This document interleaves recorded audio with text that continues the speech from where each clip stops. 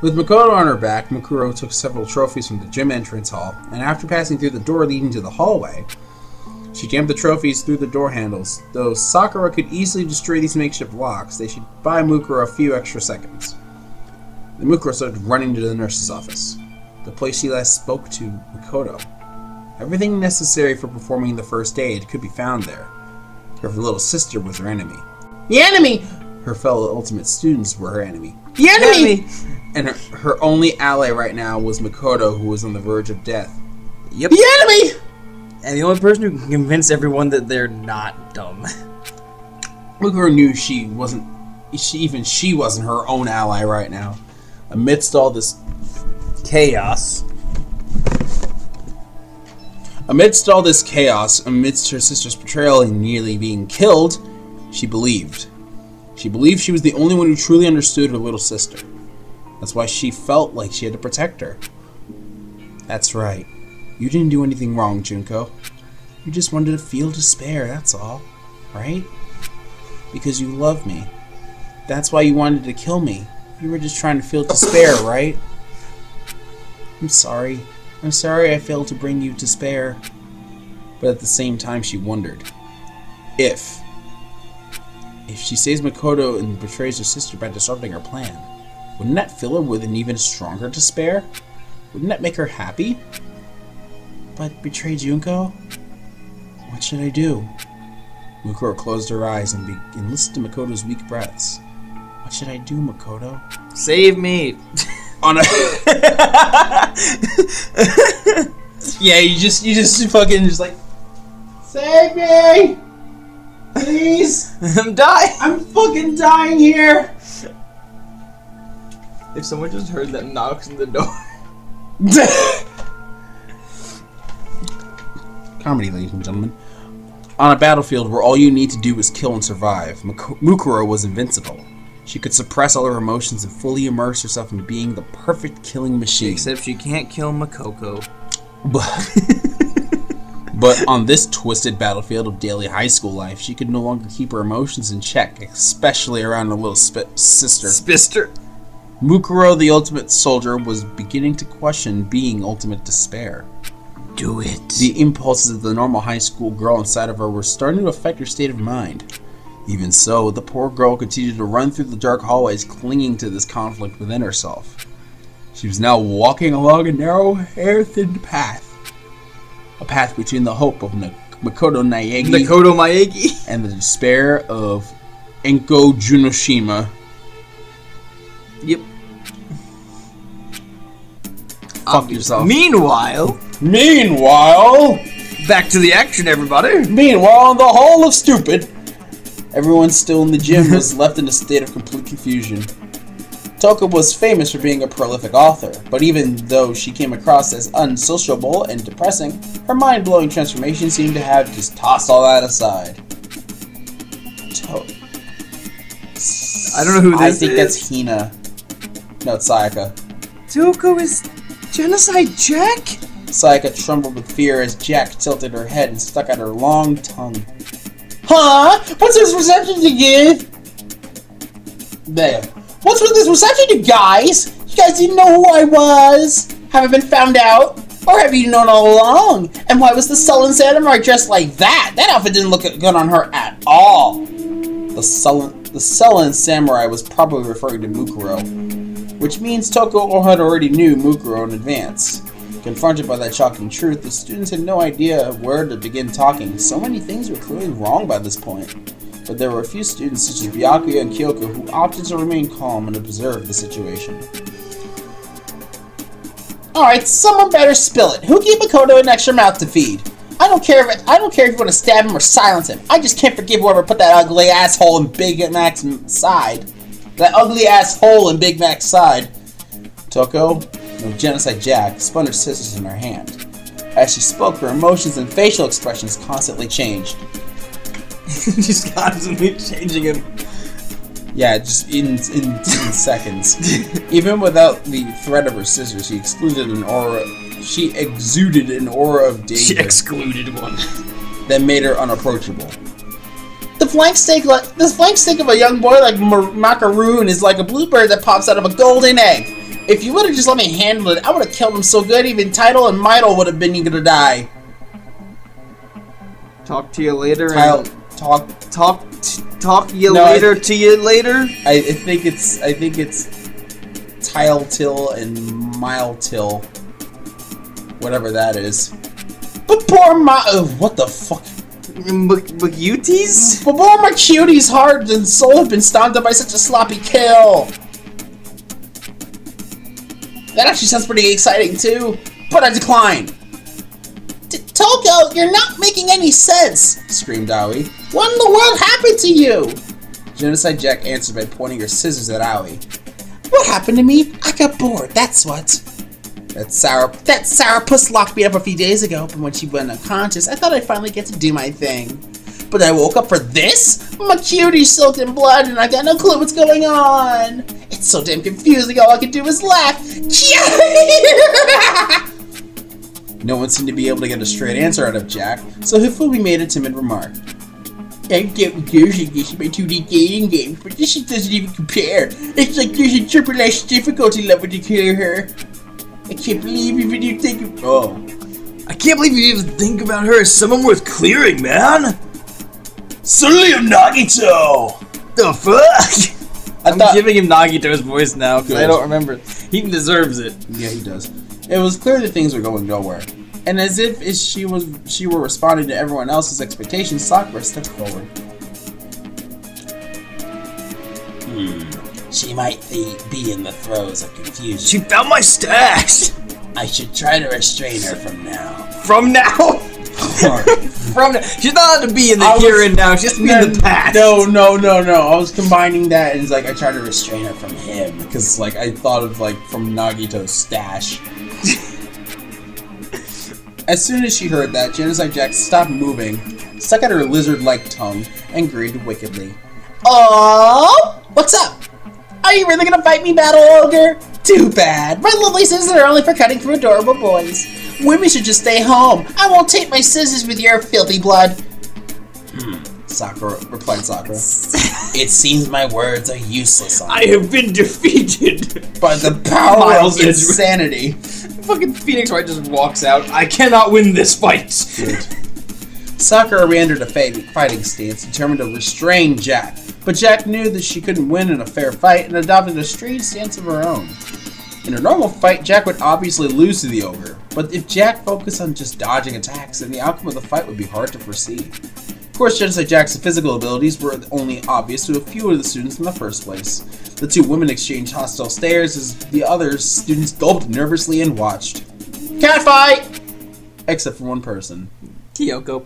Kyoko was watching something else. The door. She was watching Monokuma, who was in the corner of the gym, unmoving as white noise emitted from his speakers. He'd stopped moving at the moment everyone's attention focused on Sakura and Toko. It's possible that the Madurai's hacking had been disrupted, but an infinite number of other possibilities were also swirling around in Kyoko's mind. She brushed back her hair with a gloved hand and continued to watch. What? Yeah, I remember when Kyoko went, what? With like the fucking Jim Carrey face, like, oh, right in that. I like how, you know, the only thought going through her mind right now is that it was disrupted hacking. And a flurry of other things that she's just gonna stand there and watch. Though she couldn't fully remember her talent, the actions she was taking right now were fueled by pure instinct. The strange situations that kept occurring in front of her were shaking her to her very core. Her mind worked diligently to scoop up countless amounts of information from her vast sea of memories. As they were synchronizing with the synapses firing her brain, Sakura and Toko kicked off the ground at the same time, and an intense impact rang throughout the gym. Yeah, both of them just shat each other. Shat themselves. Shat each other. Thanks to the heated battle that was unfolding in the gymnasium, Mukuro Ikusaba was able to buy more time than she had imagined. Oh, that's what that was. As soon as she entered the nurse's office, she rummaged around for medical supplies and did what she could to stop the bleeding. Though still quite shallow, Makoto's breathing slowly stabilized. Mukuro let out a sigh of relief. However, even though she was somehow able to stop the bleeding, she wasn't out of the woods yet. Miraculously enough, it seemed like none of Makoto's major arteries or organs were damaged. Was this perhaps thanks to his ultimate luck? How? How were none of his organs damaged? It went through him! Or maybe he wasn't all that lucky. After all, the only sort of medical treatment he could hope for was partial at best. Mukuro couldn't decide. If only I could do a blood transfusion. There's a fridge. The nurse's office should have had several packs for transfusions. Mukuro suspected Makoto's blood type might have been written on his e-hand, but as she reached over to search his pockets... That's probably... It's you. No. It's probably Junko. No, I think it's him. No, that is not. Oh. No, him. it's Monokuma. It's... Haha. I see you're reaching for his sleeping boy's clothes. What in the world's about to happen next? Adults can keep playing, but you kids better press the B button, okay?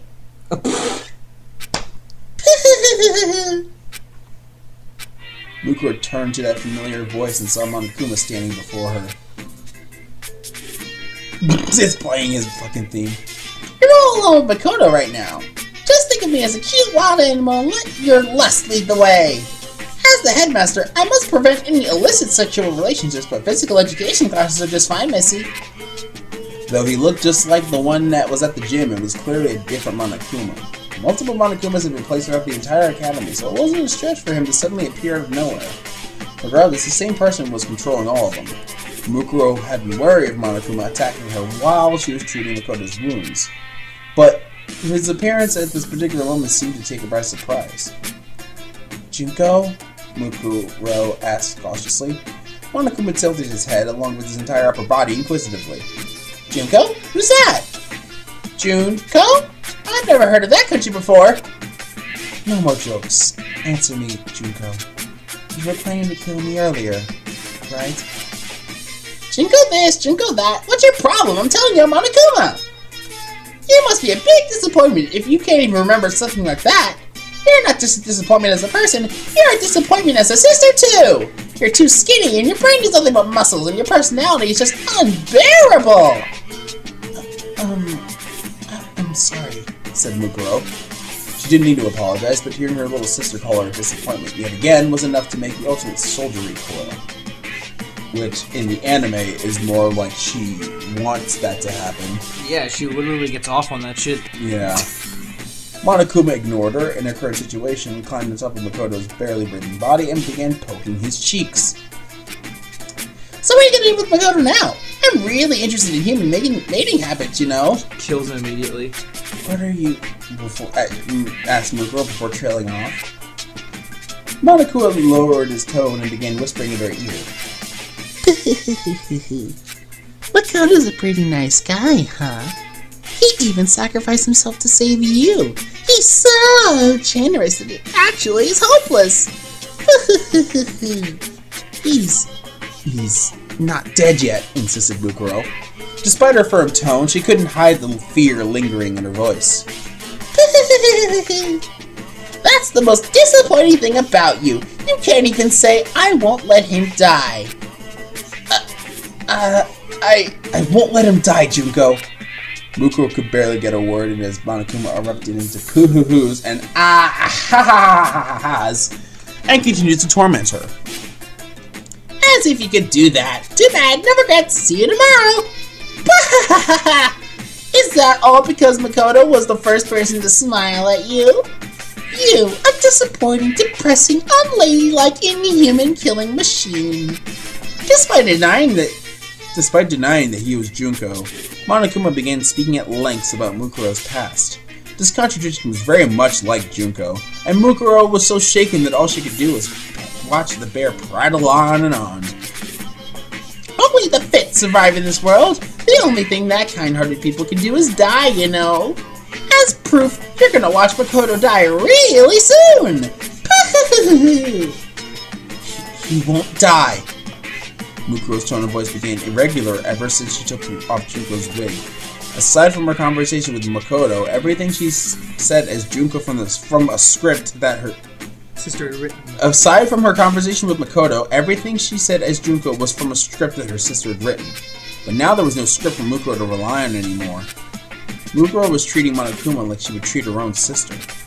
If the other students saw her acting so weak, they'd never believe she was the same person who fought Sakura in the gym.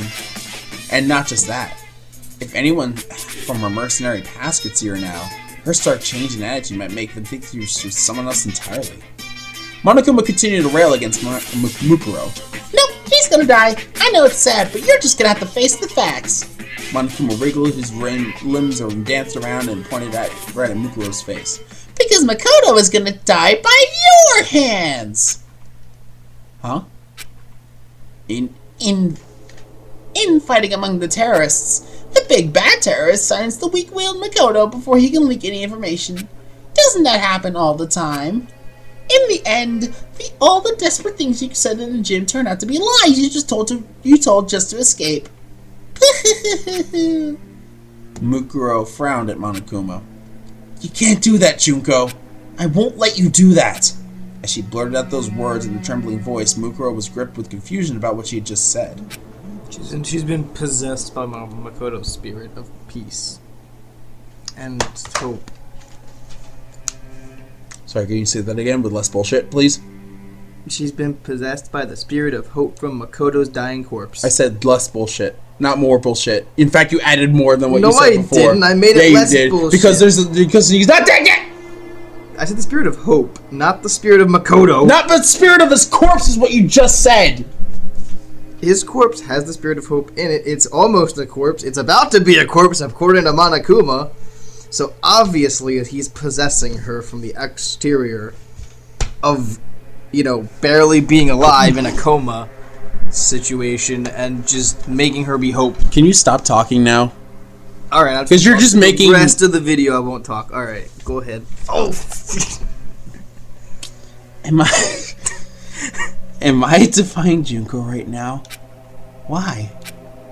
It was a strange feeling. To Mukuro, it was like she was standing on the ledge of a tall building, imagining what would happen if she jumped. A destructive feeling, akin to holding a friend's baby and wondering what would happen if you tripped and fell. Before she knew it, fear and anxiety had suddenly taken control of Mukuro's heart. As a member of Fenrir, and as an ultimate despair, Mukuro had killed innumerable people. She had handled live grenades before. She had descended from the sky in a parachute and as anti-aircraft weaponry fired all around her. Her heart never wavered on the battlefield, but now it felt like it could collapse at any second. Monokuma, however, was as stable as a tree and slightly tilted his head to the side. Huh? Were you listening to my story? I'm not the one who's gonna kill Makoto. You are! What are you saying, Junko? Monokuma began giving a strange explanation to a very confused Mukuro. Do you know what the suspension bridge effect really means? It means you push the person you love off a bridge and they'll be yours for eternity. I haven't heard that at all. Life doesn't always follow your textbooks say. It's sad, but that's what love is. His words made no sense, and Mukuro couldn't think of anything to say as she stood there dumbfounded. Meanwhile, Monokuma continued his little speech, intentionally saying things meant to antagonize Mukuro. Basically, this is your big chance, you know. If you kill Makoto right here and now, nobody will ever take him away from you again. Makoto Naegi, dead by dawn. The last name he ever spoke was Mukuro Ikusaba. The last person he ever smiled at was Mukuro Ikusaba. Doesn't that sound wonderful? No. There was a certain appeal to Monokuma's twisted suggestion, and Mukuro found herself unsure of her own judgment. This is wrong. It has to be wrong. But if it's really Junko saying all this, so doesn't that mean it's right? No. No, this isn't Junko. It's Monokuma. Monokuma. And are you sure you want to help Makoto? Once he gets better, he's going to know everything. He'll know what you did to your classmates. I can't believe you would actually erase your friends' memories of their time together and force them to kill each other. Makoto might get mad and say, our real enemy isn't the bear, it's her. Do you really want him to blame you for this? Mukuro's face turned pale. Idiot. Or are you going to kill the others? If everyone except you and Makoto dies, you'll be able to spend the rest of your school life together. We can't hold a class trial with only 2 people. It might be a good idea for you both to live the rest of your lives in this academy forever. No, that's wrong. And what are you gonna do if this memory returns? It's not like you were dating Makoto or anything. You were just watching him from afar the whole time. Man, you're so shy. You can shoot people's hearts and brains, no problem, but you can't even woo some stupid boy into liking you. Do you want to know what Makoto had a crush on before his memories are taken away? Who, not what? Do you want to know who Makoto had a crush on? You said, do you know what Makoto had a crush on? Mukuro trembled as Monokuma continued pressing the issue. No. Stop it. Gradually loosening the screws, keeping her heart secure. Stop it. It's supposed to be a light story. You just spat all over me. Oh. So Mukuro chose to pretend she didn't hear anything at all. All emotion vanished from her face, and she looked silently from Makoto's handbook. If you're looking for his blood type, it's not written in his handbook. Mukuro's face turned pale. Within 5 seconds, her plan to ignore Monokuma had already failed. But since your headmaster is made up of 50% kindness, I'll tell you anyway. Makoto's blood type is B. As soon as she heard him say that, all anxiety, horror, hostility, malice, and dread churning within Mukuro had completely vanished. Yay! Thank you, Junko. Mukuro's eyes sparkled without a hint of suspicion, so she turned her back to Monokuma without a hint of suspicion and walked towards the refrigerator containing blood packs.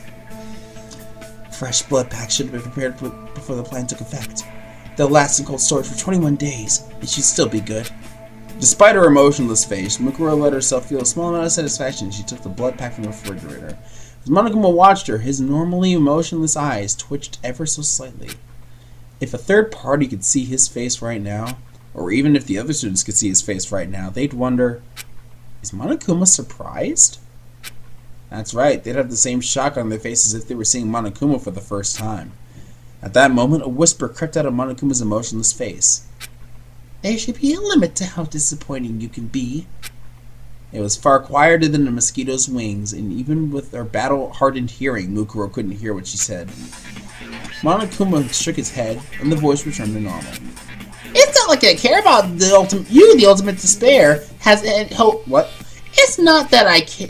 It's not like I care that you, the ultimate despair, has hope in anything. It's not like I expected much from you to begin with, so this will at least help me feel despair. But seriously, you disappoint me. Just so you know, despair and disappointment are completely different things, okay? There's different despairs and pandas. Wait a minute. What are you... Mukuro's body started to shake as she turned back to look at Monokuma. He hadn't started talking any differently than usual. Junko hadn't turned off the voice modulator and started... Junko hadn't turned off the voice modulator and started talking in her real voice or anything. And yet Mukuro was utterly terrified. She was terrified on instinct. Not as a soldier, but as half the reason she was terrified was because of her instincts as the ultimate despair. And the other half was because... sister. She was Junko's older sister. Even though Monokuma had... Even through Monokuma, her instincts were telling her that Junko was annoyed with her. Junko? Why are you annoyed? Is it because I betrayed you?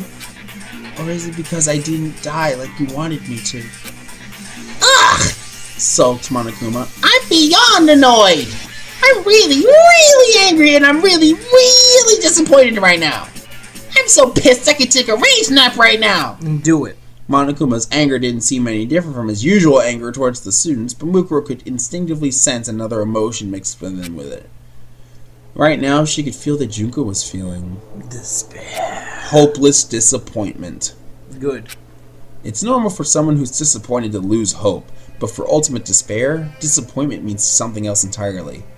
To them, disappointment was tantamount to losing despair itself. Oh, shit. Because it just brings you back into boredom. Mukuro was a member of the ultimate despair. At her sister's behest, Mukuro had soiled her hands so many times in order to fill the world with despair. Despite her pride towards being a member of the ultimate despair, there was a clear difference between Mukuro and her sister. Junko Enoshima was despair incarnate. She was born in despair, letting it infect other people's hopes so it could rot them from the inside out, twisting them into her own image. For Junko, feeling hope was its own despair. Creating despair in others created despair in herself, which caused herself to feel both intense pain and intense bliss. Junko had walked the fracture created from the conflict between pleasure and penance all her life. Eventually, the fracture would widen until it swallowed the world and tore it in half. But Mukuro, on the other hand, had neither hope nor despair for the world. At least, not when she was a member of Fenrir.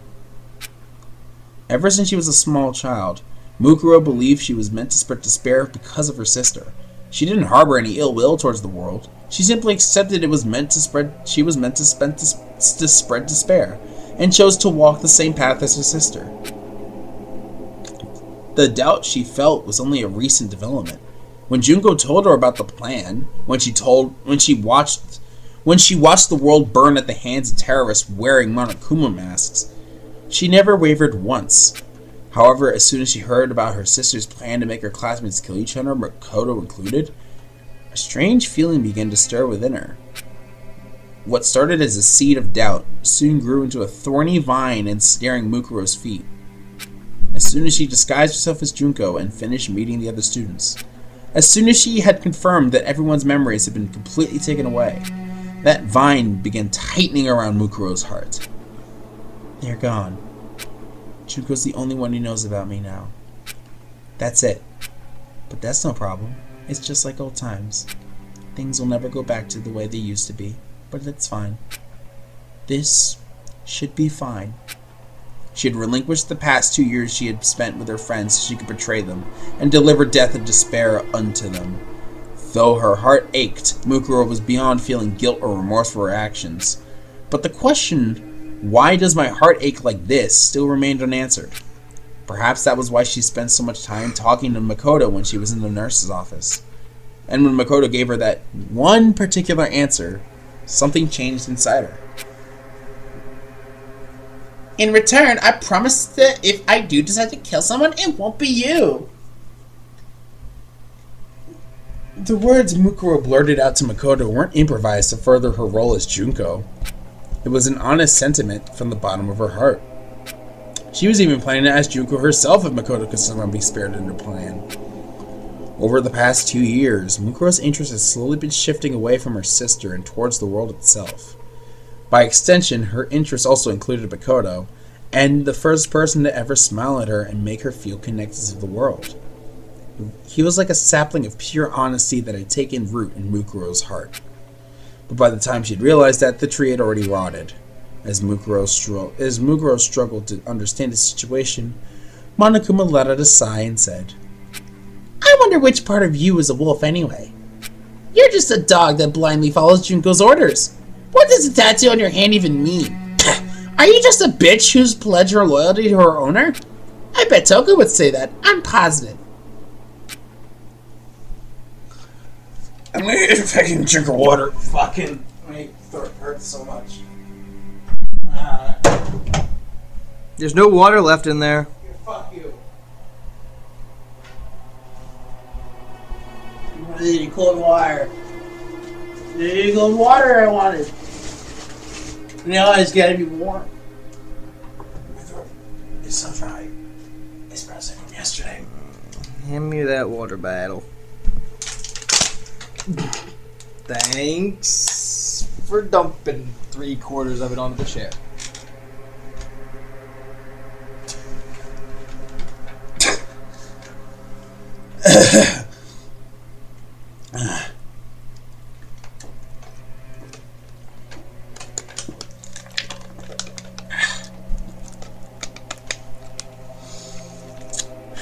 Anyway.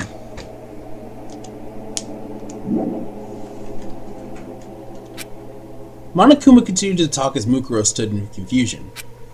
I was obviously lying when I said Makoto's blood is type B. What? Cried Mukuro. You lied! Junko! A normal person would have been suspicious. I never thought you'd actually believe me just now. I must have misplaced my eyes because I totally did not see that coming. Not even my ability to predict the future. How shocking. Jeez, I'm about to start crying my eyes out like some sort of robot cat. Seriously!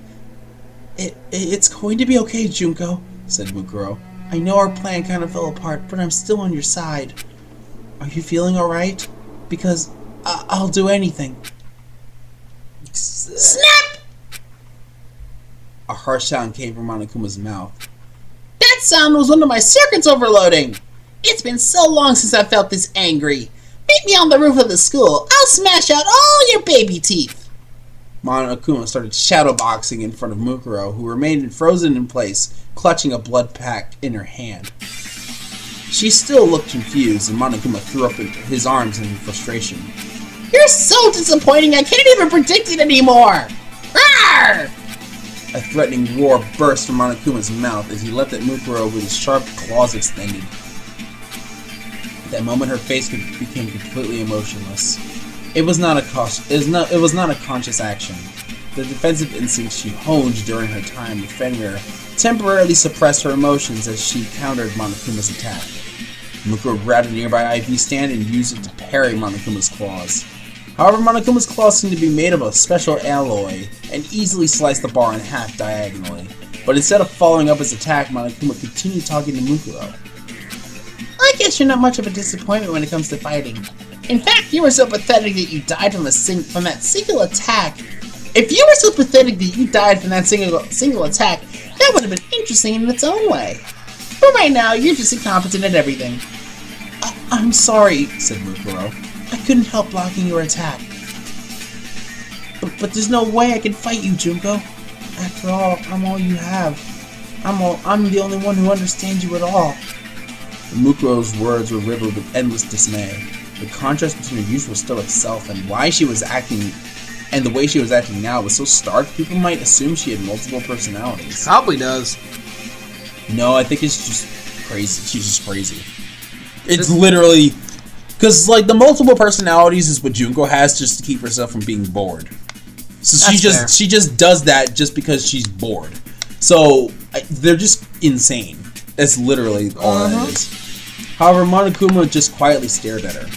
He was perfectly still, as if all of his functions had powered down completely. But Mukuro continued to share her feelings. There's no way I can just leave you alone. And then Monokuma broke his silence, but at that moment a monitor in the nurse's office lit up, displaying a girl's face, Junko Enoshima. At the same time, a voice completely unlike Monokuma's began to play from the speakers. Hey Mukuro! Junko! It had been several days since Mukuro had heard her sister's real voice. Though her face remained emotionless, excitement sparkled in her eyes. However, that shine immediately dulled. I'm grateful to you, Mukuro. I mean it! Junko's voice emanating from the speaker sounded very gentle and kind. Junko? I'm really sorry. I said so many mean things to you. I even tried to kill you earlier, and I was just about to make you do something horrible just now. Even though I know about your feelings towards Makoto, you don't have to force yourself. Even if you didn't notice, it was totally obvious to anyone looking at you. You never cared about the class photos, but when Makoto said he was going to take one, you made sure you were facing the camera. And then Junko Enoshima, the ultimate despair, flashed a smile, a pure, sweet smile. On the monitor, she looked like a normal high school girl teasing her older sister. And yet Mukuro could feel despair and anxiety encasing themselves around her. I always thought you should have tried hard to take pictures with Makoto, but I guess that's what makes you so disappointing. Still, even though you're disappointing and annoying, I still love you. Mukuro trembled upon hearing those words. I love you. That's all she ever wanted to hear her sister say. Mukuro believed. No matter what Junko said, she believed she really loved her. She believed that she was the only one who could truly understand the despair known as Junko Enoshima. She was naive. As soon as she heard Junko say I love you, Mukuro realized she never completely understood her sister. It was only at this moment that Mukuro finally understood her sister's feelings. Junko's words right now were kind. Perhaps that kindness was completely honest. The words I love you might have been true as well.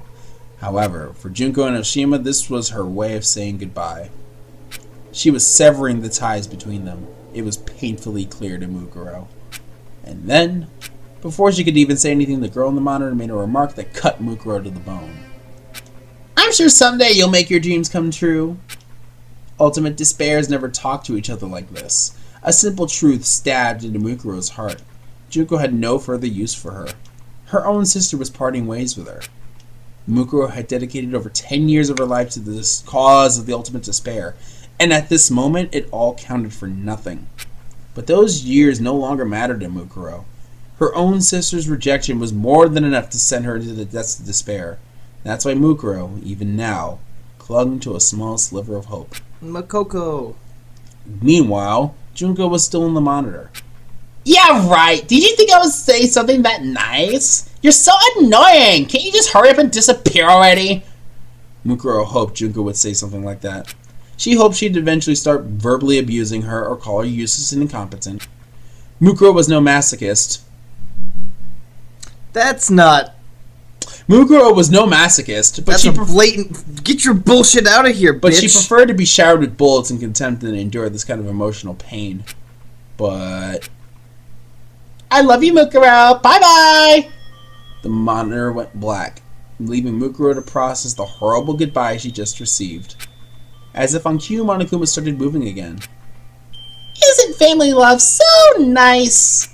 By the way, did you know that about half an all murder case? Do you know that in about half of all murder cases, the killer is actually a family member? Monokuma spoke in his usual tone of voice, but it was unclear if his words were getting through to Mukuro. Mukuro let the blood pack in her hand fall to the floor as she tightened her grip on the iron bar she was still holding. I'm sorry. I'm sorry. I'm sorry. I'm sorry. Junko, I'm so sorry. I'm sorry. She mumbled quietly as if she was chanting a spell and walked past the blood pack on the floor to Makoto's bedside with the iron bar in her hands. I'll do it properly. No! I'll make sure I do it. So... Oh? Monokuma said, perking up. What are you gonna properly do to Makoto with that big, thick rod you got there? Are you gonna do him? Or are you gonna do him in? Either way, I'm starting to feel some heart-throbbing excitement!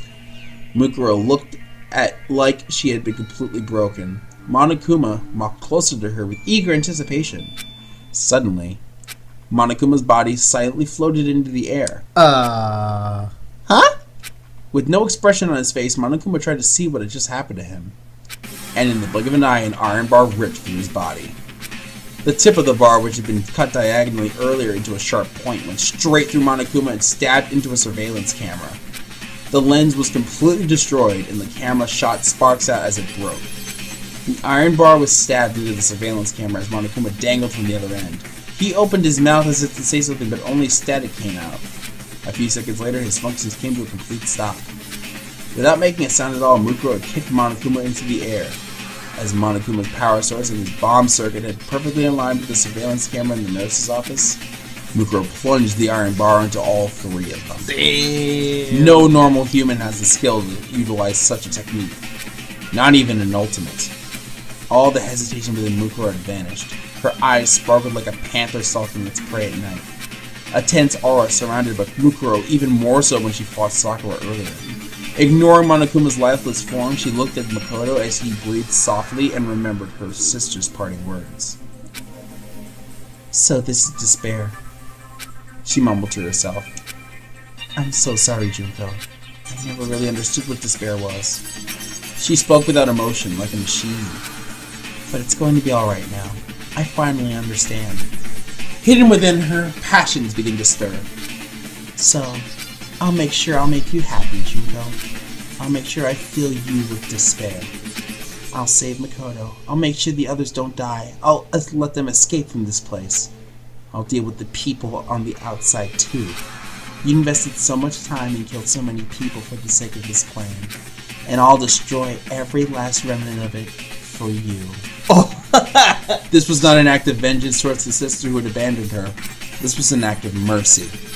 Stuck between this ultimate despair and the hope to gain from Makoto, Mukuro was being refined into something that was unlike despair or hope. and she had no way of knowing where her path would lead. Is that the end?